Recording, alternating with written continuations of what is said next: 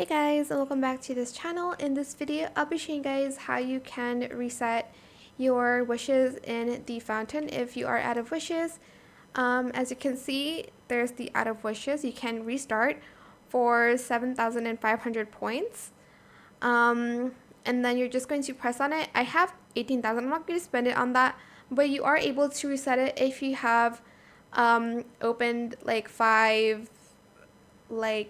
if you've gotten like 5 rewards already and like you've opened up the 5 tiers in that span of hour. As you can see, it says reset in like an hour and 30 minutes. So you can do that here if you like offer plan and then it says out of wishes or something. But yeah, that is pretty much how you can reset your wishes on the fountain, in the fountain. I don't know.